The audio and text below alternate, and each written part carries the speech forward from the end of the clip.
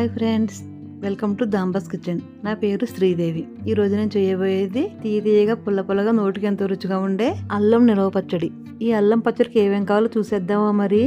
అల్లం శుభ్రంగా కడిగి పొట్టు తీసేసి చిన్న ముక్కలుగా కట్ చేసుకున్నవి 1 కప్పు, కాళ్ళ గింజలు తీసేసిన చింతపండు 1 కప్పు, బెల్లం 2 కప్పులు, కారం 1 కప్పు, కలుపు ఎండబెట్టి పొడి చేసుకున్నది 1/2 కప్పు, వేరుశనగ నూనె 2 కప్పులన్నర, ధనియాలు 1 టేబుల్ స్పూన్, జీలకర్ర 1 టీ స్పూన్, కచ్చా పచ్చగా దంచుకునే వెల్లుల్లి రేఖలు 30, తాలింపు కోసం 1/2 టీ స్పూన్ ఆవాలు, 1/2 టీ స్పూన్ జీలకర్ర, 1/2 టీ స్పూన్ మినపప్పు, 3 ఎండుమిరపకాయలు చిన్న ముక్కలుగా కట్ చేసుకున్నవి, కరివేపాకు 3 రెమ్మలు.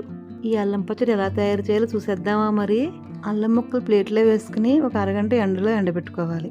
ఎండ లేకపోతే ఏదైనా ఒక కాటన్ క్లాత్ మీద వేసి 1 గంట సేపు ఫ్యాన్ కింద ఆరబెట్టుకోవాలి. స్టవ్ వెలిగించి గిన్నె పెట్టుకుని గిన్నెలో కప్పు చింతపండుకు 2 కప్పుల వాటర్ వేసుకోవాలి. ఈ వాటర్ మరుగుతున్నప్పుడు 1 టేబుల్ స్పూన్ ఆయిల్ వేసుకోవాలి.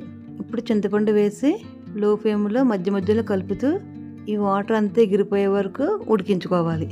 ఈ చింతపండు లో ఫ్లేమ్లో ఉడికించుకోవాలి. హై ఫ్లేమ్లో ఉడికించుకుంటే వాటర్ బేగా ఎగిరిపోయి చింతపండు సరిగ్గా ఉడకదు.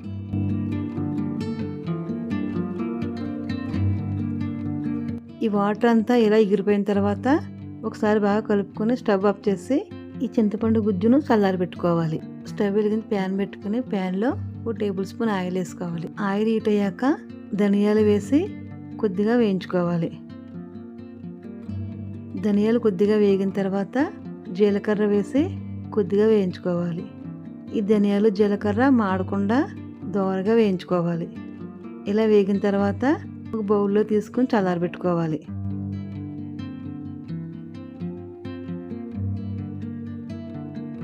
ఇప్పుడు ప్యాన్లో 1 కప్పు ఆయిల్ వేసుకోవాలి. ఆయిల్ హీట్ అయ్యాక అల్లం ముక్కలు వేసి మీడియం ఫ్లేమ్లో 10 నిమిషాలు కలుపుతూ వేయించుకోవాలి.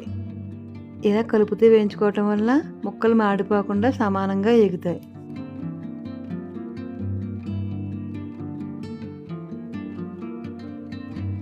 ముక్కలు ఇలా దోరగా వేగిన తర్వాత ఒక బౌల్లో తీసుకుని చల్లారబెట్టుకోవాలి. ఇప్పుడు ఆయిల్లో మినపప్పు, ఆవాలు, జీలకర్ర వేసి కొద్దిగా వేగనివ్వాలి. ఇవి కొద్దిగా వేగిన తర్వాత కరివేపాకు, ఎండుమిరపకాయ ముక్కలు వేసి కొద్దిగా వేగనివ్వాలి. ఇవి కొద్దిగా వేగిన తర్వాత కచ్చా పచ్చా దంచిన వెల్లుల్లి రేఖలు వేసి ఒకసారి కలిపి స్టవ్ ఆఫ్ చేసి తాలింపు చల్లారబెట్టుకోవాలి. ఈ వెల్లుల్లి రేఖలు వేగనవసరం లేదు.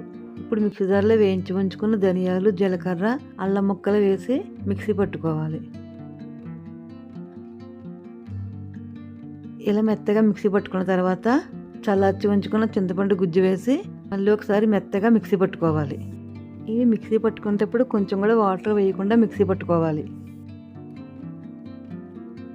ఇప్పుడు కారం, ఉప్పు వేసి ఒకసారి మళ్ళీ మెత్తగా మిక్సీ పట్టుకోవాలి.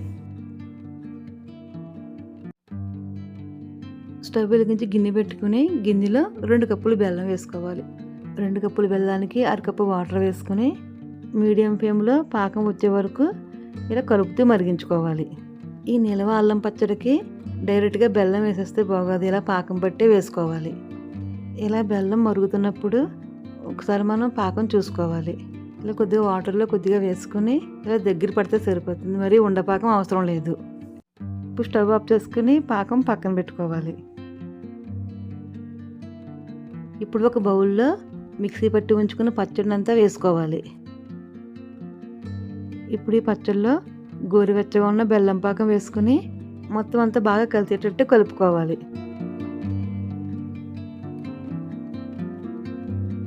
ఇలా బాగా కలిసిన తర్వాత చల్లార్చి ఉంచుకున్న తాలింపు వేసి ఒకసారి మళ్ళీ బాగా కలుపుకోవాలి. ఈ తాలింపు అంతా బాగా కలిసిన తర్వాత ఒక 1/2 కప్పు ఆయిల్ వేసుకుని మళ్ళీ బాగా కలుపుకోవాలి.